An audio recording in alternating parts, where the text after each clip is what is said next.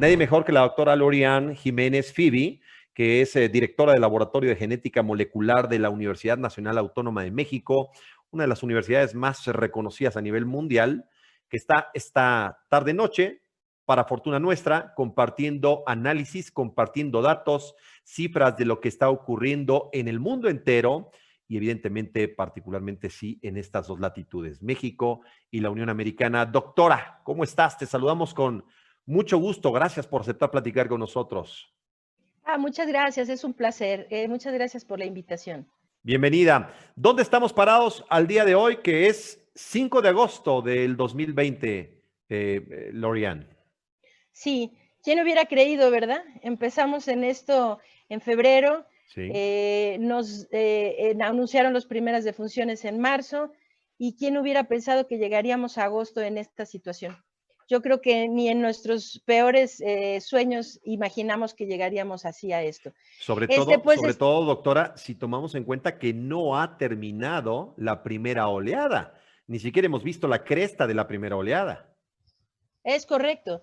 No hemos visto la cresta de la primera oleada. Seguimos en ascenso acelerado, de hecho. Sí. Simplemente la semana pasada tuvimos 2 días seguidos en los que se presentaron cifras máximas de casos. Por alguna razón, las defunciones parecen haberse más o menos empezado a estancar. Esto no quiere decir que sea algo bueno, solamente quiere decir que las cifras están estancadas, estancadas, pero en una cantidad elevada, insostenible. Es decir, sí, que tenemos aproximadamente 680 defunciones en promedio diarias. Días que se va más, días que un poquito menos, pero finalmente pues no es una cifra que nos complazca que se mantenga, ¿verdad? Entonces, la situación es terrible, y lo más terrible es que por parte de las autoridades no se tiene ni siquiera una admisión de que algo está mal. Entonces, bueno, esto no es muy distinto que un programa de 7 pasos o cuántos pasos son, ¿verdad? Que el primer paso es admitir que hay un problema para poderle dar solución. Sí. Y cuando el gobierno insiste en seguir diciendo que el problema que tenemos no es grave, que las cosas ya se están solucionando, que la situación ya va de salida, pues esto, digo, además de que es una mentira, ¿no? O sea, pero dejemos esa parte a un lado. Además de que es una mentira, bueno, pues es muy preocupante, porque esto significa que no hay ni siquiera un reconocimiento de que algo va mal. Esto en automático implica que no tienen intención de hacer nada para mejorarlo. Entonces, eso es un problema muy grave. La situación se complica cada día más y el tiempo se termina. La ventana de oportunidad para hacer algo, para intervenir, se está cada día cerrando. ¿Y a qué me refiero? Estamos en puerta ya para iniciar en 1 mes y medio, 2 meses, la temporada invernal con los virus estacionales respiratorios, los tradicionales de la influenza. No sabemos si va a venir una temporada severa, una moderada o leve o qué, pero cada año en México, como lo es en muchas partes de Europa y otras partes del mundo, pues cuando viene la temporada de influenza y los virus estacionales, pues esto se vuelve complicada la situación hospitalaria. Ahora imaginemos que nos va a agarrar esto no como a los europeos. Los europeos ya pasaron por sus curvas, hicieron lo que tenían que hacer, incluso los países que peor lo hicieron en Europa, como el Reino Unido, ¿no? Iniciaron muy mal, lo hicieron muy mal toda la parte intermedia, negándose a hacer lo que pues ya no era posible negar que se tenía que hacer, que era hacer contención, ampliar el número de pruebas, rastrear contactos y aislar pacientes, ¿no? Esta es la clave, no es inventar el hilo negro. Ya sabemos que esto es lo que se tiene que hacer. Reino Unido dio la vuelta, hizo un trabajo extraordinario y ahora van muy bien. Entonces, en Europa ya todos los países bajaron. Están muy preocupados los europeos por lo que va a pasar cuando entre el invierno con los virus estacionales, pero ellos estarán preparados porque ellos ya se están anticipando al problema que va a venir tanto nuevamente de ocupación hospitalaria, de mortalidad, que va a subir COVID y van a subir los virus, influenza y los demás que vienen en el invierno, pero estarán preparados. Ahora nosotros nos va a agarrar en el ascenso, si es que nada cambia. Y esto pues sí se puede tornar una situación, ya es caótica, ya es dramática, pero esto, bueno, sí se puede tornar en una situación pues realmente catastróficas, ¿no? Catastrófica de proporciones, pues realmente insospechadas. ¿Sí? Sin ser fatalistas, doctora Jiménez, en México no se ve de ninguna manera, por lo menos hasta el día de hoy, que vaya a haber un cambio en el manejo justamente de la pandemia, manejo público de la pandemia. Esto significaría que los mexicanos en particular estaríamos literalmente solos, estaríamos a tomar decisiones por nosotros mismos. ¿Qué recomendaciones nos podría hacer usted?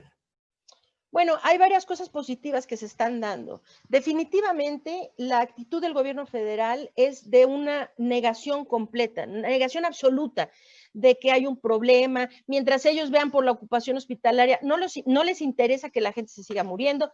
Es decir, mientras ellos puedan reportar que hay camas y hay camas de terapia intensiva, no les importa que esto no tenga relación con salvar vidas, no les importa por qué hay camas, ¿no? O sea, habría que ver que hay muchas camas en México porque la gente se está muriendo en su casa, se está muriendo en camino al hospital o No se está llegan. muriendo llegando al hospital. Entonces, por eso hay camas. Pero entonces, si tener camas no se traduce en salvar vidas, entonces tener camas no sirve de nada, ¿sí? Porque tener camas es para salvar vidas. Esto no está ocurriendo en México. Entonces, para contestar su pregunta puntualmente, ahora hay cosas, el gobierno federal, pues sí, ¿no? O sea, ayer, antier, siguen repitiendo la misma narrativa falsa de que vamos bien, ya vamos de salida. ¿Cuántas veces se nos dijo, ya estamos en el pico, ya vamos a la meseta, ya llegamos ya domamos la pandemia? Se nos repiten todas estas narrativas falsas. Entonces, bueno, pues no se ve intención del gobierno federal a hacer algo distinto que realmente conduzca a reducir la pérdida de vidas y a controlar el problema. Pero hay algunas señales muy positivas que no es necesariamente pensar que los mexicanos nos quedamos desamparados, porque hay muchos gobiernos, muchos gobernadores en los estados de la República que están tomando acciones claras, concretas, para darle la vuelta a esta tragedia. Hay gobernadores, y lo digo puntualmente porque sé de esos casos, y bueno, hay que hacer honor a quien honor merece, ¿verdad? A ver. Y por ejemplo, el gobernador del estado de Colima es un ejemplo, acaba de pasar un decreto que él firmó para hacer el uso del cubrebocas obligatorio en su estado a todas las personas. Esto es muy bueno. Yo le aplaudo que lo haya hecho, porque algo se tiene que hacer, ¿no? Sé que el gobernador además está activamente buscando la forma de ampliar su capacidad de pruebas, de tener programas de aislamiento, de una serie de cosas. En Nuevo León también están haciendo un trabajo ejemplar. No han llegado ahí. ¿Por qué? Porque es muy difícil para los estados poder hacer las cosas sin ningún apoyo por parte del gobierno federal, porque no tienen el dinero, no tienen el apoyo, no tienen los recursos, una serie de cosas.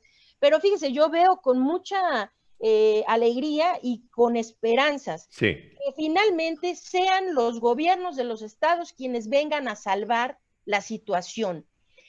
Por ejemplo, en Jalisco lo mismo. El gobernador de Jalisco ha estado desde el principio en otro canal completamente diferente al gobierno federal, haciendo lo suyo y tratando de defender y de cuidar a su gente, ¿no? O sea, nadie lo ha hecho perfecto porque no tienen el apoyo, porque no ha venido la asesoría en tiempo, bueno, pero tiempo y forma. Además, doctora, porque nadie nunca nos habíamos enfrentado, con toda honestidad, a una pandemia de esta naturaleza. La misma Claro. OMS está, con toda franqueza, diciéndonos si hay solución o si ya no va a haber solución nunca. Las interpretaciones de quienes son científicos, las de los que no somos científicos. Yo preguntaría, doctora Jiménez, estamos platicando desde Nueva York y desde México, allí en la capital de la República Mexicana, donde se encuentra la doctora Jiménez Fibi, que es experta, por supuesto, es directora de este, laboratorio molecular de la Universidad Nacional Autónoma de México. Yo le pregunto a la doctora, ¿estamos solos? Y si estamos solos, ¿qué podemos hacer ante esta circunstancia? Porque, pues, inevitablemente el tiempo seguirá su marcha. Las pandemias, esta que está encima de nosotros, no será la última seguramente, pero sí es la que tenemos enfrente. Vendrán otras enfermedades estacionales. ¿Qué tenemos que hacer en lo inmediato? Y así, para empezar en casa, doctora. Sí, hay mucho que se puede hacer. O sea, cuando decimos así nos quedamos solos desamparados, no. Hay movimientos, como ya dije, los gobiernos de los estados en México van a venir a salvar. Y no dije uno, y yo creo que es importante que se diga, el de la Ciudad de México, porque la doctora Sheinbaum, con todo y la presión que ha tenido de hacer las cosas igual como dice el doctor López-Gatell, la doctora Sheinbaum realmente ha tratado de hacer un esfuerzo distinto y ha tratado de, no ha sido suficiente, ha habido problemas, ok, pero por lo menos está en otro canal, de usar el cubrebocas, de dar un mejor mensaje, de procurar ampliar las pruebas, una serie de cosas, ¿no? Ahora, la ciudadanía también tiene mucha responsabilidad en todo esto, debemos asumir esa responsabilidad. Es decir, la gente quiere apresurar, la gente quiere volver a tener la vida que tuvimos antes de la pandemia, pero es que es necesario reconocer, esa vida que tuvimos antes de la pandemia ya no volverá hasta que no exista una vacuna o una cura. Y esto no debe ser visto como una enorme tragedia y algo tristísimo y así. No, a ver, nada más es cosa que nos hagamos a la mente de que es así y que lo hagamos lo mejor posible, ¿sí? De manera optimista. Tenemos que estar en modalidad survival, o sea, tenemos que estar en modalidad supervivencia. Y para hacer eso, pues ni modo, miren, si no podemos ya ir a un bar en donde hayan 200 gentes en un cuarto de 4x4, pues es que ya no se puede, y si no se puede tampoco es triste. Encontremos otra forma de divertirnos que no nos haga contagiarnos, ¿verdad?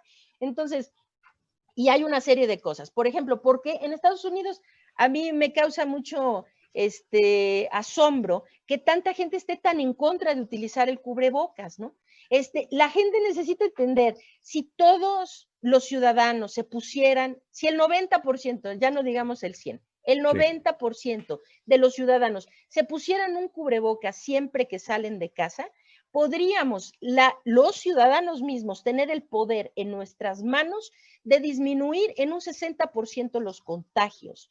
Esto es un poder extraordinario. Esto salvaría decenas de miles de vidas por un hecho tan sencillo, tan inocuo, no le hace daño a nadie, no, o sea, es decir, es algo tan verdaderamente sencillo. Pónganse un cubrebocas siempre que salgan de casa. Entonces, ¿qué debe hacer la ciudadanía? A ver, hay una receta muy básica. Ponerse cubrebocas siempre que salgan de casa y no inventar cosas que se están ahogando, que no sé qué, que les da, no les va a dar nada. Entiendan, hay médicos que pueden estar en una cirugía 16 horas parados con el mismo cubrebocas y bueno, nunca se ha caído muerto un médico por tener un cubrebocas puesto 16 horas, ¿verdad? No pasa nada, de verdad. Entonces, ponerse un cubrebocas, eso evita que ustedes contagien a otros y evita, si no al 100%, por lo menos en gran medida, contagiarse también. De acuerdo. Esto es muy importante. Ahora, segundo, muy conscientes del lavado de manos. Si ahorita es tiempo de pandemia, pues todo el mundo, mucha gente carga con un botecito de crema, ¿no? Para humectarse. Pues ahora, pues en lugar de crema, carguen con un botecito de gel. En muchas partes se está dando el gel así a donde uno va pasando, ahí hay dispensadores de gel. Bueno, cuando no hay agua y jabón, hay que lavarse seguido las manos. Esto ayuda también. Hay que tener distanciamiento social. Tener distanciamiento social es muy importante y es importante evitar las aglomeraciones, los sitios muy concurridos, evitarlos a toda costa y evitar sobre todo lugares cerrados particularmente cuando tienen poca ventilación. Entonces vamos a poner, en algunos lugares ya se abrieron los sitios de culto, las iglesias, las sinagogas, qué sé yo, ¿no? Bueno, estos sitios son particularmente problemáticos porque suelen ser sitios cerrados donde se aglomera una cantidad relativamente elevada de personas y donde generalmente no hay una muy, muy buena ventilación. Entonces, hay que tener cuidado. Si ustedes pueden ir a una congregación en donde sea más bien abierta, que se haga al aire libre o que prefieran esos espacios, prefieran los espacios abiertos que los espacios cerrados. Si van a ir a un restaurante, les ofrecen la parte interna del restaurante o la terraza, prefieran la terraza. O sea, es decir, tal vez nadie debería estar yendo ahorita a los restaurantes, ¿no? De cualquier manera, pero si sí van, bueno, prefieran los espacios abiertos. Esto es muy importante. Privilegiemos la distancia, pues. Sí, claro, hay que guardar distancia de otras personas. Yo sé que esto resulta, a la gente le conflictúa, pero no tiene por qué ser triste, no tiene por qué, porque la mentalidad es, nos estamos cuidando y yo me quedo a distancia porque me cuido yo y a la vez lo cuido a usted. ¿Ok? Entonces, pues no lo vean como algo dramático, pues es así como tenemos que vivir para sobrevivir al COVID de aquí a que venga una vacuna o una cura. Pues afrontémoslo con una sonrisa y hagámoslo bien, porque lo importante es que dentro de 6 meses, 8 meses, un año que tengamos una vacuna, pues sigamos aquí para Estemos aquí acordarnos todos, que claro. lo importante es que sigamos aquí y nuestras familias, claro, y que nuestras familias sigan aquí. Entonces, están preguntándonos, doctora, perdóname la interrupción, pero nos están preguntando si tú recomiendas el oxímetro y el termómetro y la medición diaria para las familias. Absolutamente sí, eso es un rotundo sí. Aquí en México sí. A ver, en Estados Unidos, por ejemplo, donde tienen una posibilidad, un acceso amplio a pruebas en muchos estados, las pruebas son gratuitas y se tiene una gran disponibilidad de pruebas. Bueno, si alguien tiene una duda si está infectado o no, pues va y se toma una prueba y ya sale de la duda. En México no se hacen pruebas y vamos a poner, cuando un familiar se enferma lo suficiente para que sí alcance el protocolo que se sigue en los hospitales públicos para hacerle una prueba, le hacen la prueba a él. Ahora le dicen, tome su cajita de paracetamol y váyase usted a su casa. La persona se va a su casa. Bueno, lo que hace a continuación es infectar a todas las personas con las que vive, ¿no? Que es un problema muy grave. Además de esto, se queda ahí abandonado, o sea, no le dan seguimiento, nadie, es decir, y le dicen, regrese usted al hospital cuando ya se ponga usted muy mal. Eso es lo que está pasando en México. Si vemos el grado de severidad de la enfermedad de pacientes que son admitidos al hospital, vamos a poner en Estados Unidos y en México, es diametralmente diferente. En Nueva York, incluso cuando estuvieron en la peor parte de la epidemia en Nueva York, que fue muy dramático lo que les ocurrió, o sea, fue realmente dramático, pero incluso en la peor parte, cuando los hospitales comenzaron a tener problemas de ocupación, cuando era una cantidad de gente que se estaba muriendo, se moría aproximadamente el 8.2% de la gente que se hospitalizaba por COVID. En México, a saber del auditorio, en promedio a nivel nacional se muere cerca del 40% de la gente que se hospitaliza por COVID. 4 de cada 10 seres humanos que entran por COVID mueren. Así es. Durísimo. Y entonces hay que preguntarse, ¿por qué? Pues le voy a decir por qué. Porque en Estados Unidos usted llega y ya más o menos presenta un cuadro que no les gusta, lo hospitalizan. Y entonces le dan seguimiento y mucha gente sale viva del hospital. Y mucha gente no va a terapia intensiva, no acaba en un intubado, no acaba en un ventilador. Intubado. Ahora, aquí en México, pues se le dice a la gente, regrese cuando esté usted muy mal. Pero la gente aquí se lo toma muy en serio. Regresan cuando están muy mal y a veces se mueren en camino. Esas escenas que hemos visto súper trágicas de alguien que lo están tratando de bajar del taxi para entrar y que ya no se pudo, porque nada más a la bajada del taxi ahí quedó y se murió. Esto es porque la gente se espera demasiado tiempo y no se le da atención temprana. Entonces, aquí se pueden salvar muchísimas vidas si se atiende a la gente de forma temprana. Entonces, ¿qué recomiendo yo? Si usted es mexicano, ¿sí? Si usted es mexicano en este tiempo de pandemia, las herramientas, las armas que requiere son un oxímetro de pulso y un termómetro. Habemos personas, habemos grupos en la sociedad civil, de científicos, de médicos, que queremos ayudar, que podemos ayudar y que vamos a ayudar. Pero no podemos ayudar a ciegas. La gente necesita un oxímetro y un termómetro. Mientras, vigílense, porque tienen un enfermo. Bueno, pero no esperen a que ya esté su oximetría en 70 para llevarlo al hospital.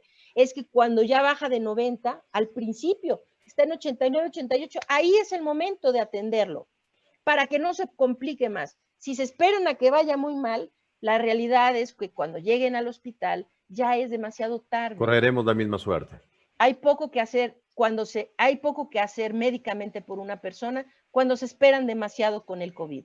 Entonces, sí, monitorense una vez al día en una libretita, anótenlo para que no lo tengan en la cabeza.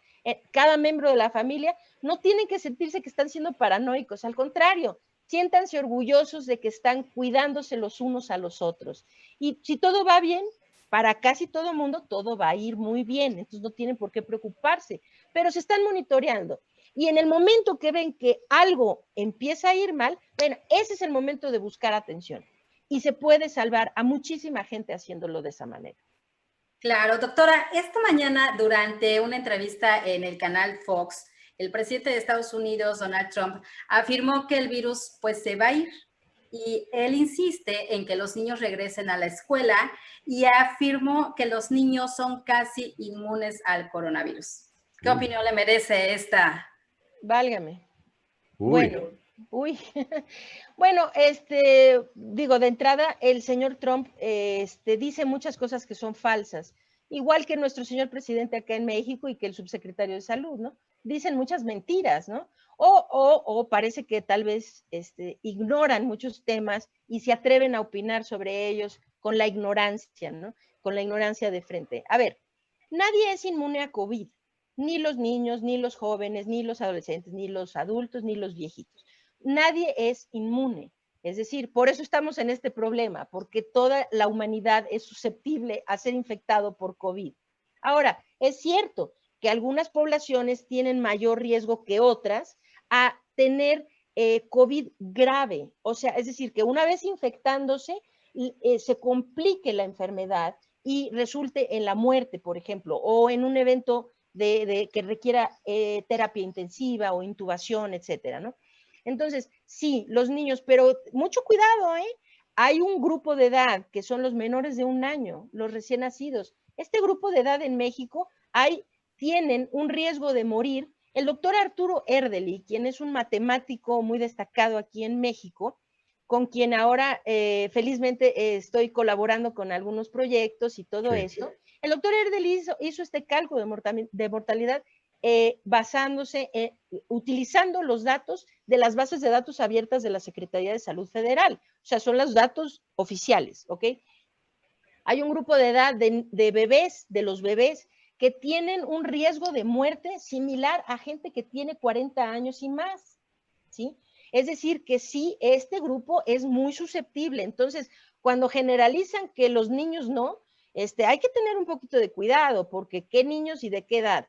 Este grupo de los recién nacidos y bebés, o sea, que se les llamaría que en Estados Unidos como toddlers, ¿no? O sea, bueno, los niños muy pequeñitos, digamos, de 1 año, antes de 1 año de edad, tienen muy alto riesgo de morir. Ahora, ya en adelante, hasta vamos a poner los 25 años, el riesgo de muerte disminuye, tanto en los niños como en los jóvenes, en los adultos jóvenes, vamos a decir hasta los 25 años. Entonces, sí, la edad tiene algo que ver, pero esto no quiere decir que la gente sea inmune. Esto no quiere decir que no haya niños que se estén muriendo. Y hay un dato que es muy importante que al señor Trump se le escapa. Y el dato es que los niños son ávidos contagiadores de COVID. Es decir, hoy en la mañana, de hecho, en Science, en la revista Science, se publicó un artículo al respecto de esto, que es: los niños contagian con mucha más avidez el virus que las poblaciones de mayor edad. Entonces viene un problemita. Es cierto que la mayoría de los niños no van a tener problemas con COVID.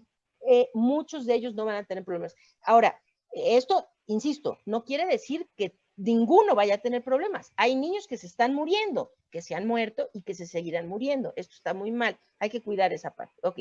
Pero sí tienen bajo riesgo de morir. Ok. Nada más que tienen muy alto riesgo de contagiar. Entonces van a mandar a los niños a la escuela para que después vayan a casa y besen a su abuelita, que ella sí está en un alto riesgo de morir si se contagia con COVID. O a su mamá, que a lo mejor tiene lupus eritematoso, vamos a poner, y que como toma un montón de antiinflamatorios esteroideos para controlar su enfermedad, tiene inmunosupresión. Entonces el niño no le va a pasar nada, pero a lo mejor va a ir a matar a su mamá o a su abuelita. Ese es el gran miedo, doctora, de los países en Europa. Ahora vamos, después de tu entrevista a Lori-Ann, vamos a platicar con un politólogo en Canadá, porque ese es el gran miedo que están enfrentando muchos países. Mandar o no a los niños a la escuela por la puerta que se abre para una segunda potencial oleada. Sí, y esto va a ser, yo creo que el señor Donald Trump está cometiendo muchos errores muy graves, pero ¿qué se le puede creer a una persona que sugirió que inyectándonos un poquito de cloro nos podríamos curar de COVID, ¿verdad? Porque eso lo dijo, ¿no? Dice, ¿por qué no vemos a ver si con un poco de desinfectante si nos inyectamos a la o en los rayos del sol, ¿no? Si nos ponemos al sol, ¿no? rayos ultravioleta, pues necesitaríamos achicharrarnos, ¿verdad? O sea, volvernos chicharrón.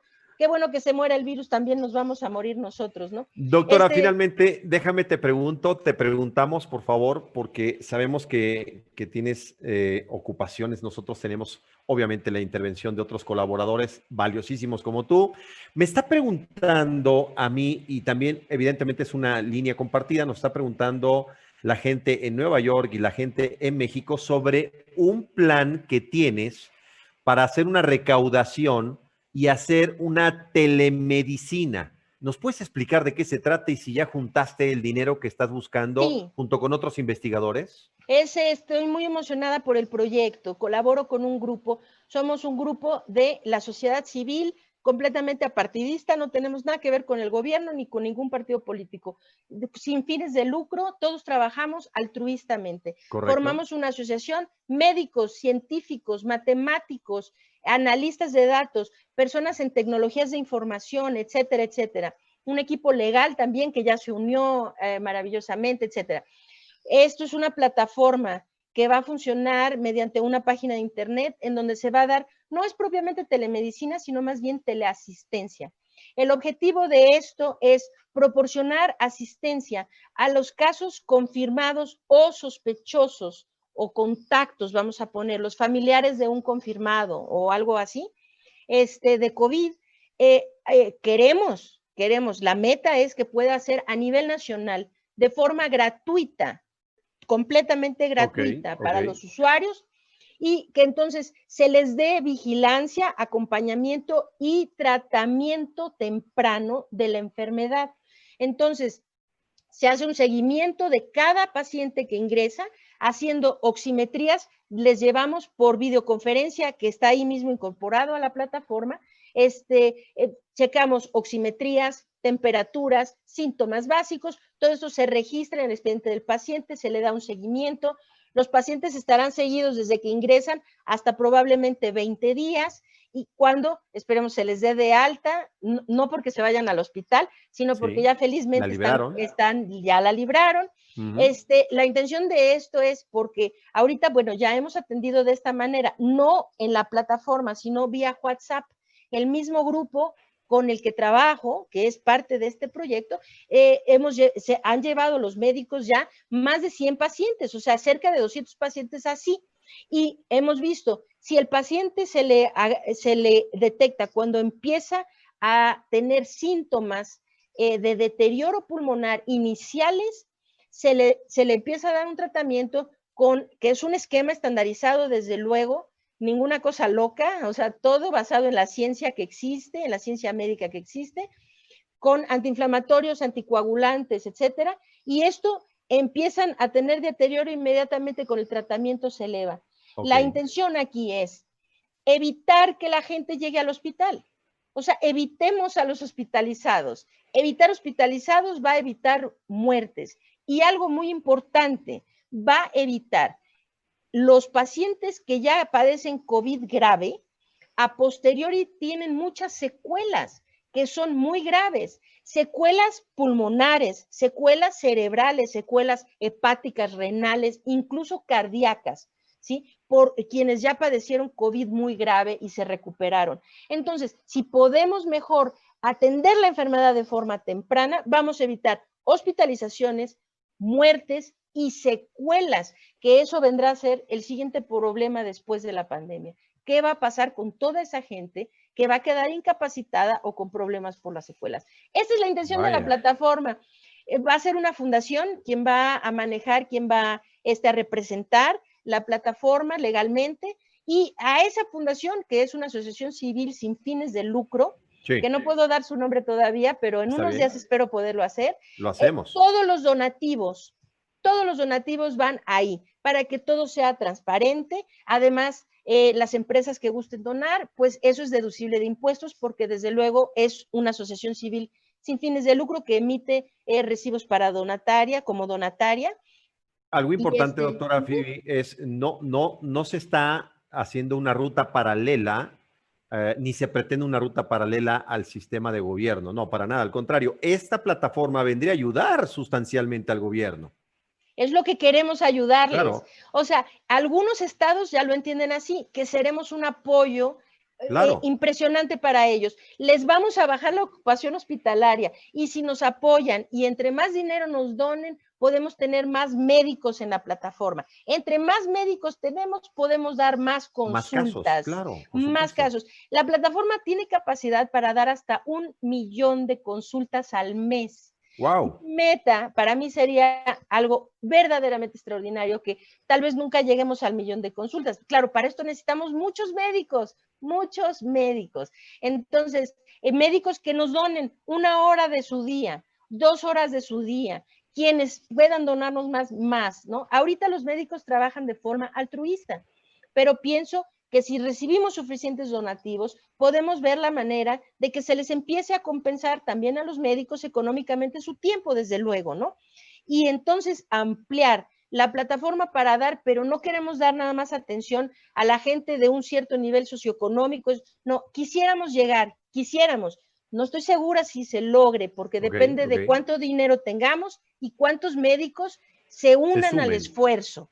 Pero si se unen suficientes y tenemos suficientes donativos, yo quisiera que esto llegara hasta el último pueblito, el último rincón así del sureste del país, en donde ahí le podemos tratar a una persona, acompañarlos, vigilarlos, y espero que salvemos suficientes vidas para disminuir la capacidad hospitalaria y que los estados, los gobiernos nos vean como una herramienta que los está ayudando a ellos a facilitar el problema que representa la pandemia en nuestro país. Te vamos a invitar porque alguien tienes todavía preguntas del auditorio y de los amigos que nos están siguiendo en la señal.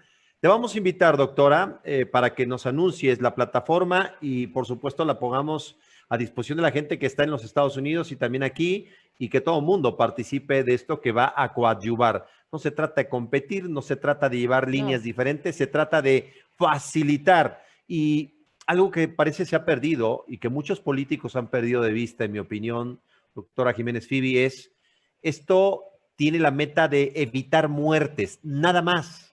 Evitar muertes. No se trata de buscar el hilo negro, como dices tú, ni se trata de indagar en el Tucbuctú, no. Se trata de evitar muertes, tan simple y tan difícil como eso. Aline.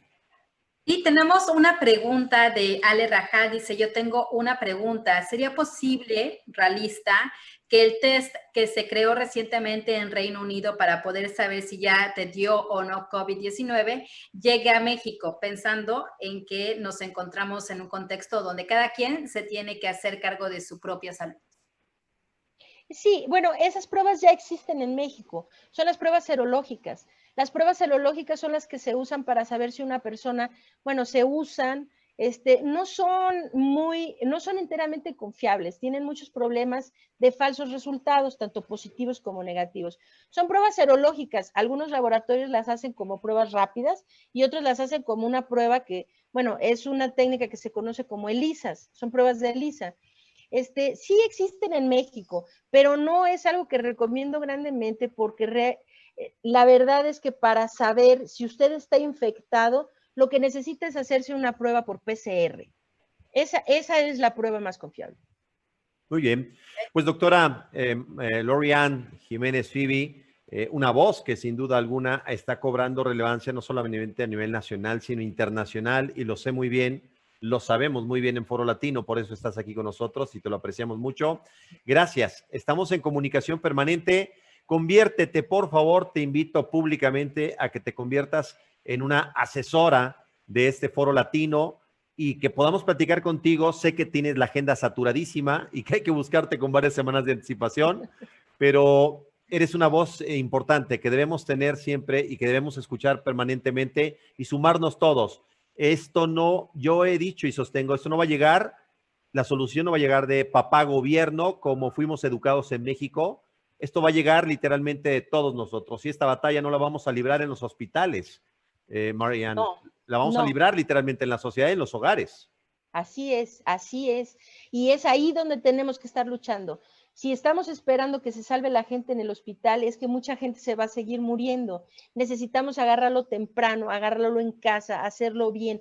Monitoreense, cuídense, qué sé yo. Y bueno, muchísimas gracias por la invitación al programa. Es un placer. Y de verdad que siempre estoy a sus órdenes, siempre que se ofrezca algo para dar información al auditorio. Muchísimas gracias y nos da muchísimo gusto que puedas compartir toda esta información con las personas que nos están acompañando esta noche, que por cierto te mandan muchos saludos y agradecen todas las recomendaciones que esta noche nos hiciste. Muchísimas gracias. Muy buenas noches. Hasta luego. Doctora, cuídate mucho, un fuerte abrazo. Igualmente. Y a la distancia, por supuesto. Hasta gracias. Luego. Sí.